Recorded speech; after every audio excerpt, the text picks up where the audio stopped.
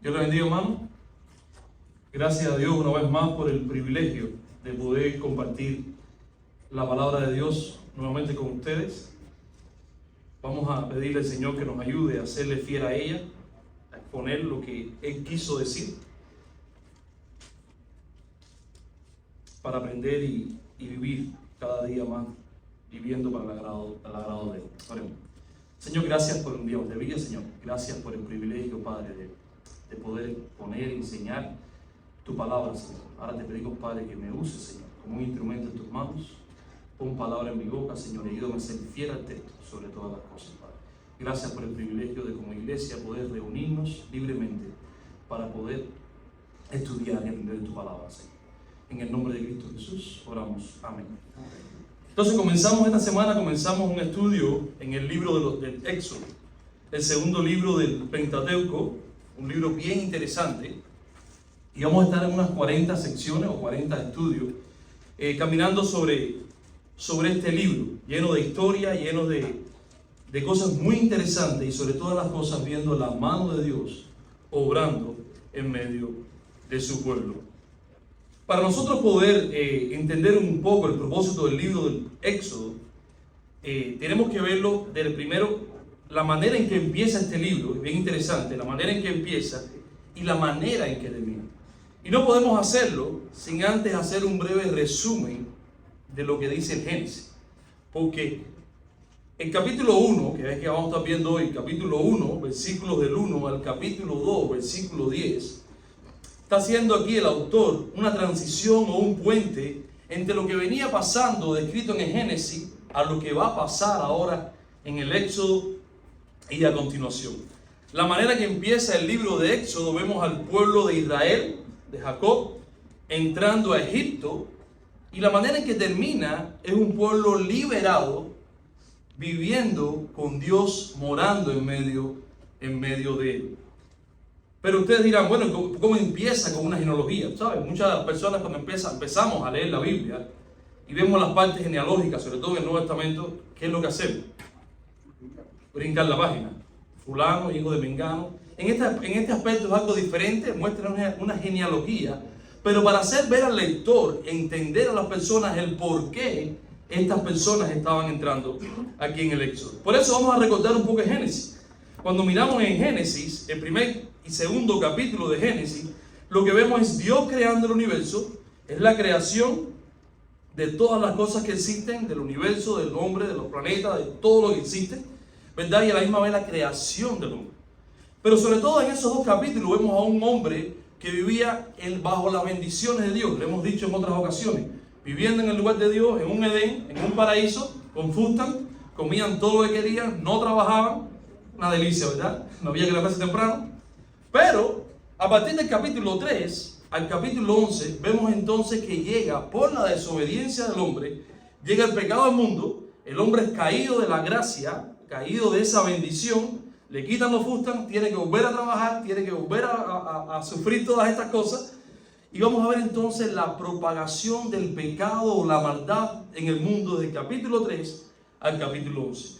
En el capítulo 3 vemos una promesa que es esencial para toda la Biblia y para toda la humanidad, y es la promesa de que aun cuando el hombre desobedeció a Dios, por la misericordia de Dios, Dios prometió que del medio del hombre, de la simiente del hombre, iba entonces a traer un libertador, un redentor, que iba nuevamente a traer al pueblo de Dios a vivir, a morar bajo esas bendiciones de Dios.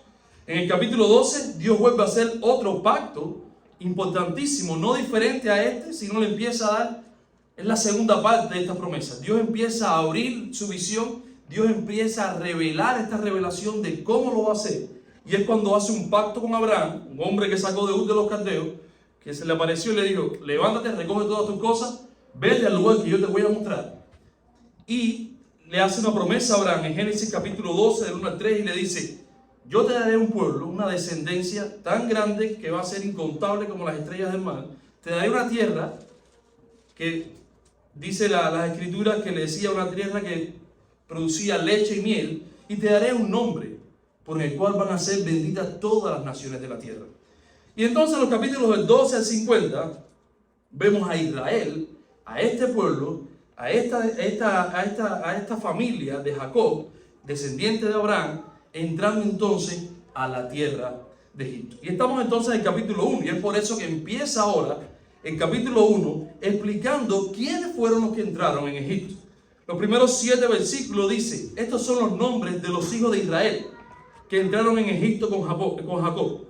Cada uno entró con su familia: Rubén, Simeón, Leví, Judá, Isaacar, Zabulón, Benjamín, Dan, Neftalí, Gad, Aser. Todas las personas que le nacieron a Jacob fueron 70, y José estaba en Egipto. Y todos sus hermanos y toda aquella generación y los hijos de Israel fructificaron y se multiplicaron y fueron aumentados y fortalecidos en extremo, y se llenó de ellos la tierra.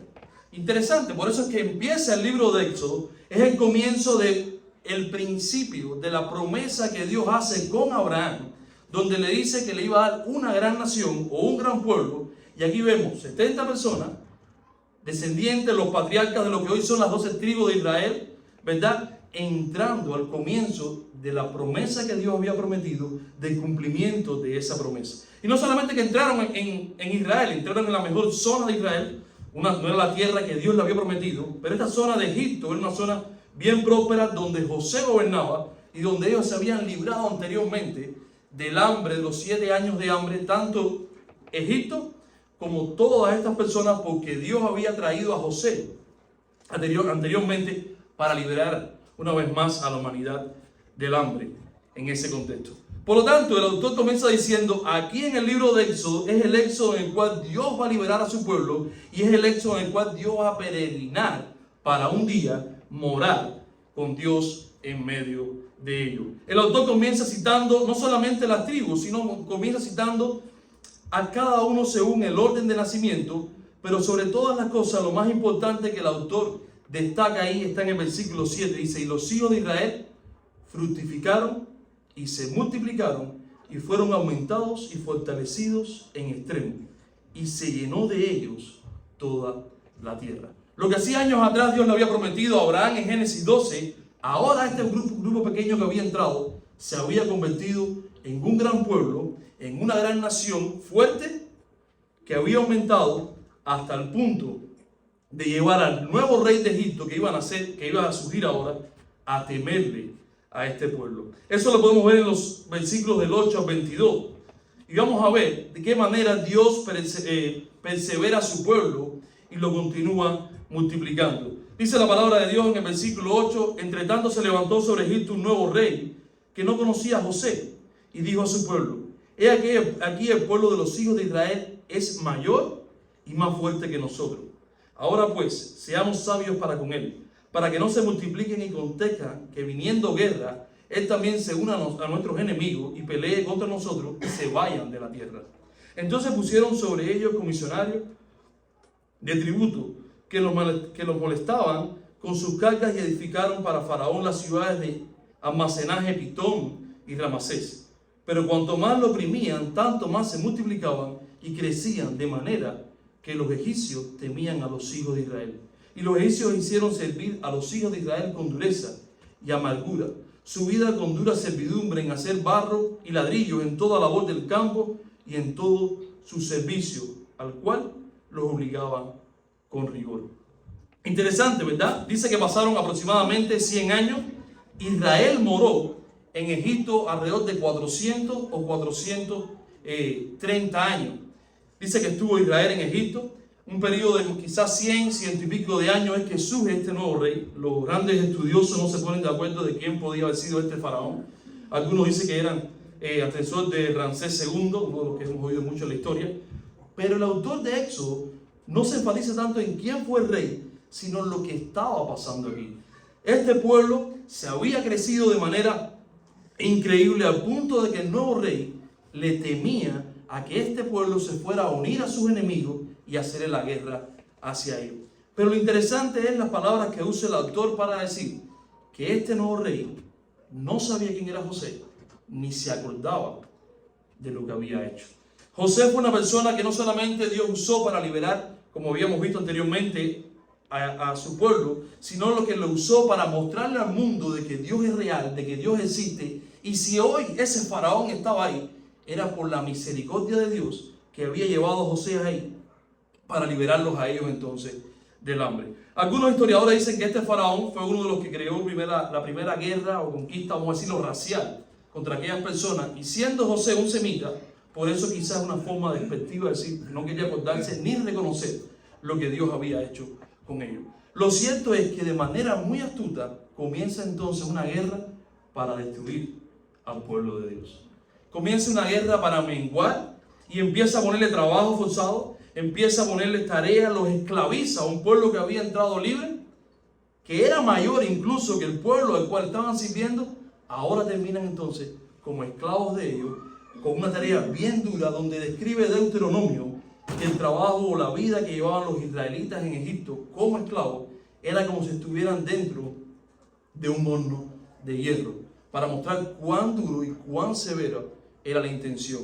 La intención del rey era menguar a este pueblo por el cansancio, la fatiga del propio trabajo. Económicamente les sirvió de mucho. Pudieron construir 2 ciudades importantes de almacenamiento, pero seguía este rey y este pueblo teniendo miedo. Versículo 12 es clave cuando dice, pero cuanto más este rey oprimía a este pueblo, tanto más Dios multiplicaba y hacía crecer de una manera increíble a este pueblo egipcio. La palabra de Dios no lo dice, pero si miramos la Biblia en toda su gratitud y si empezamos a ver desde los versículos anteriores o vamos entonces al libro de Hechos, capítulo 7, 17, dice que cuanto más se acercaba el tiempo de la promesa de Dios, había jurado a Abraham, al pueblo creció y se multiplicó en Egipto. Era Dios el que estaba fortaleciendo este pueblo, era Dios el que estaba haciendo que este pueblo creciera y era Dios el que estaba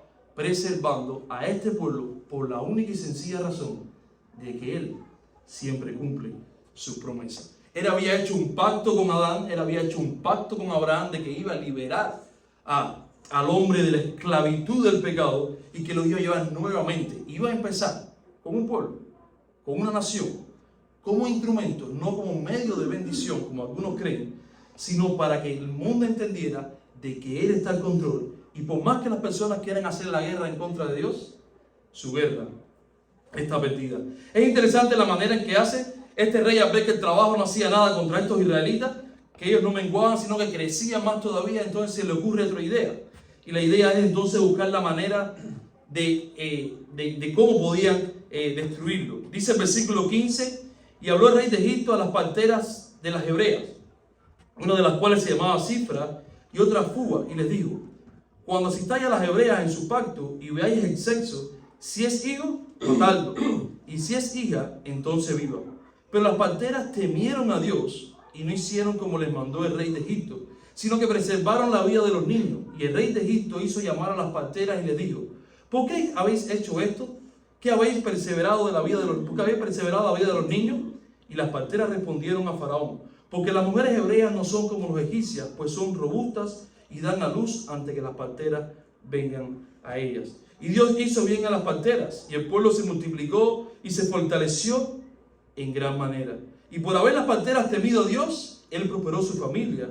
Y entonces Faraón mandó a todo su pueblo diciendo, echar al río a todos los hijos que nazcan y a todas las hijas preservar la vida. Interesante, ¿verdad? La frustración de este hombre y el deseo de poder destruir al pueblo de Dios. Habló con 2 parteras. Miren, dicen que la cifra de los israelitas en este tiempo ya era de millones. Las personas que habían ahí. 2 parteras no eran suficientes. ¿Qué pasa? Algunos dicen que hay mucha especulación acerca de este hecho. Bueno, Dios bendijo la vida de las parteras porque dijeron mentira. Estas parteras no eran suficientes. Estas parteras se piensa que hayan sido las anfitrionas de las mujeres que atendían los pactos. Una estaba en una zona más hacia el norte y otra estaba en una zona como a 3 kilómetros de distancia. Lo cierto es que ellas se hayan demorado o no. Lo cierto es que haya sido el método que hayan usado, que no creo que sea la mentira, y es una especulación decir que es por la mentira de ellos, porque hicieron una causa buena y Dios lo justificó. Dios es santo, dice la palabra de Dios. Y hasta este momento, Dios no juega con el pecado. No hay ninguna circunstancia que podamos hacer que justifique un hecho del cual Dios lo permita. Describe aquí el autor de Éxodo, dice que Dios bendijo a las parteras. ¿Por qué? Porque temieron más a Dios que a los hombres y porque no hicieron las cosas. Ya si cuando el rey le preguntó, ellas hicieron una mentira, no es el objetivo de la Biblia aquí. El objetivo del autor en esto mostrarle es que el temor a Dios trae la bendición a nuestras vidas. El temor a Dios es lo que persevera en nuestras vidas, tanto en este mundo como también cuando partamos de este mundo. Si miramos la vida de la iglesia desde sus comienzos ha sido perseguida a lo largo de toda la historia. Si vamos en Romanos, vemos a Nerón, famoso emperador, el cual en los coliseos romanos se divertían viendo cómo mataban niños, mujeres, por el simple hecho de creer en el Dios de la Biblia. Cuando vamos a toda la historia, en Rusia, en Cuba, en China, en la actualidad todavía, el cristianismo sigue siendo perseguido. ¿Y qué es lo que hace el cristianismo que crea tanto odio a estas personas? Simplemente el cristianismo nos muestra la palabra de Dios que son personas que han sido preservadas por la gracia de Dios, que quieren adorar a Dios, y el que no tiene a Dios está esclavizado de la misma manera que este pueblo estaba esclavizado en Egipto. ¿Pero esclavizado de qué? Esclavizado producto del pecado. Un pecado que nos separa de Dios, como describe Génesis en el capítulo 3, un pecado que provoca la ira de Dios y un pecado que todo lo que va a llevar al hombre es a ir en contra de la voluntad de Dios. Es por eso el odio de este faraón, aunque en Romanos vemos que Dios también dice que él cerró el corazón de faraón para crear su propósito. Y su propósito sobre todas las cosas es que su nombre sea bendecido en todo. Por lo tanto, dice el faraón, al ver que no podía hacer así, y entonces llamó a los habitantes, a todo su pueblo, a decirle: todo niño varón que nazca, matarlo y echarlo en el río. Y en medio de esta tribulación, en medio de esta angustia, también vemos en los 10 versículos del capítulo 2 cómo Dios levanta un futuro líder en medio de todas estas cosas. Un varón de la familia de Leví fue y tomó por mujer a una hija de Leví, la que concibió y dio a luz un hijo, y viéndole que era hermoso, le tuvo escondido 3 meses, pero no pudieron ocultarle más tiempo. Tomó una arquilla de junco y la calefateó con asfalto y brea, y colocó en ella un niño, y lo puso en una escarcillar de orilla del río. Y una hermana suya se puso a los lejos para ver lo que le aconteciera. Y la hija de Faraón descendió a lavarse al río, y paseándose su doncella por la ribera del río, vio ella la arquilla en el carrizal, y vio una criada suya a que lo tomase. Cuando la abrió, vio al niño, y he aquí que el niño lloraba. Y teniendo compasión de él, dijo: de los niños de los hebreos es este. Entonces su hermana dijo a la hija de Faraón: iré a llamarte a una nodriza de las hebreas para que te críe este niño. Y la hija de Faraón respondió: ve. Entonces fue la doncella y llamó a la madre del niño, a la cual la hija de Faraón llevaba a este niño: criémoslos y yo te lo pagaré. Y la mujer tomó al niño y lo crió. Y cuando el niño creció, ella lo trajo a la hija de Faraón, la cual lo prohijó y le puso por nombre Moisés, diciendo: porque de las aguas lo saqué. Interesante, ¿verdad? Los padres de Moisés lograron esconder al niño por 3 meses. Un milagro de Dios también a un pueblo que estaba buscando todos los niños nacidos. Lo escondió, pero no solamente esto, sino que Dios cogió a este niño, lo llevó a la misma casa del faraón, a la misma casa de este rey que deseaba la muerte de todos los niños y quería menguar a este pueblo. No solo que fue criado por la hija de faraón, sino que también que fue criado como un príncipe. Hermanos, si miramos esta historia y miramos lo que hemos visto anteriormente en Génesis, lo que ha pasado hasta la historia se repite. Dios quiere mostrar la manera en que Él está obrando para llevarnos nuevamente a morar en su presencia. Ese es el propósito del libro de Éxodo, cómo Dios nos va a liberar de la esclavitud del pecado y nos va a llevar a morar en su presencia. Si miramos al principio, Dios creó al hombre, lo puso a vivir con Él, Dios moraba con Él, y el pecado lo esclavizó, la desobediencia lo apartó de la presencia de Dios y la ira de Dios vino sobre ellos. Si miramos aquí, el pueblo de Israel que estaba saliendo, los hijos de Israel llegan como libres, siguen esclavizados por 400 años, y después de 400 años Dios levanta un libertador. ¿Para qué? Para liberar a este pueblo y morar nuevamente con esto. ¿Es Israel en medio de bendición? No. ¿Es Moisés en medio de bendición? No. Simple y llanamente, esto es sombra, como dice el libro de Hebreos. Esto apunta a la obra de Dios que van a ser en la verdadera simiente, en la verdadera persona que podemos ser bendecidos y hemos sido bendecidos, que es la persona de ¿quién? La persona de Jesucristo.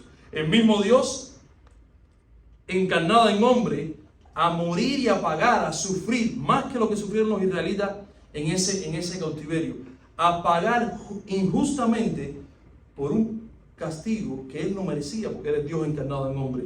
Vino a morir en la cruz del Calvario a liberarnos para que ahora nosotros como iglesia, las personas que hemos creído en él, tengamos no solamente a Dios morando en nuestros corazones, sino que tengamos la entrada eterna a la presencia de Dios, tengamos constante dirección, acercarnos a él en cualquier momento, ya sea cualquiera que sean nuestras circunstancias, pero sobre todas las cosas, que confiemos, que sea lo que nos pase en este mundo, ya sea que nos toque perder nuestra vida por causa del Evangelio de Jesucristo, ya sea cualquiera que pueda ser nuestra situación, nuestra esperanza no está en la vida que tenemos en este mundo. Nuestra esperanza está en la que Dios ha preparado para que un día su pueblo, no el pueblo de Israel, todas aquellas personas que han creído en Jesucristo, vivamos el verdadero Sión que describe Pablo en Romanos, el verdadero Israel, que por medio de la fe moramos. Y hoy nos reunimos para recordar, para ver que nuestra verdadera esperanza, quien ha preservado la iglesia por los siglos de los siglos y todavía la preserva, ¿quién es? El mismo Dios que liberó a Israel. El mismo Dios que prometió un día de la misma simiente de la pecadora de Eva iba a sacar el medio de bendición por el cual no solamente este pueblo es una ilustración, sino que todos nosotros, esta pequeña representación de lo que es la iglesia de Cristo, hoy vivimos con la esperanza de que un día vamos a estar con Dios. Ya hoy Él está en nosotros, hemos sido sellados con el Espíritu Santo de la promesa, como dice la palabra de Dios, que es las arras de nuestra herencia, sino también que a pesar también de cualquiera que sean nuestras situaciones, ya sea en el trabajo, ya sea en la familia, ya sea en nuestra localidad, cualquiera que nos desprecie, nos maltrate, nos humille por ser un hijo de Dios, recordemos que Dios ha preservado su iglesia, que Dios está con nosotros y que nuestra esperanza está en lo que ya Dios hizo por medio de Jesucristo. Es un regalo, es una gracia inmerecida. Merecíamos el castigo, merecíamos el infierno, merecíamos cargar la ira de Dios, pero por amor. Ese Dios que no nos pide sacrificio, ese Dios que no nos pide nada a cambio, sino que Él entregó a cambio de nosotros a su Hijo, encarnándose en hombre, nos amó tanto que Él cargó la ira de Dios por nosotros, para que hoy nosotros podamos vivir confiados, seguros y esperanzados en que Dios está nuestra esperanza. Si hoy existimos, es por la gracia de Dios que nos ha preservado. Vamos a orar. Señor, te damos gracias por un día más de vida, Señor. Gracias, Padre, porque en esta pequeña historia, Señor, tú nos muestras como algo aparentemente insignificante, Señor. Padre, ha sido tu palabra, tu promesa cumplida, Señor. Padre, en esta historia, Señor, tú nos muestras, Padre, de que tú estás haciendo todas las cosas. Padre, de que nuestra fe no es en vano, Señor, sino que tú por los siglos de los siglos has preservado la iglesia. Has preservado la iglesia de maquinaria, Señor, de cosas perversas, de un hombre corrupto, Señor, que te odia a ti sobre todas las cosas, Padre. Pero ayúdanos, Padre, cualquiera que sea nuestra situación, a seguir siendo fieles, Señor. Ayúdanos, Padre, a temerte más a ti que al hombre, Padre. Ayúdanos, Padre, a sobre todas las cosas vivir en la confianza y en la esperanza, Padre, de que tú estás con nosotros y ya que tú has hecho, Padre, todo para que hoy podamos dirigirnos a ti, Señor, porque ya tú moras dentro de nosotros, Señor. Gracias, Padre, por tu amor. Gracias por tu regalo, Señor. Gracias por esa gracia que no merecemos, Señor, pero por amor tú nos has dado. Ayúdanos, Padre, a ser una iglesia, Padre, que vivamos fortalecida en tu amor y en tu esperanza, Señor. En el nombre de Cristo Jesús, oramos. Amén.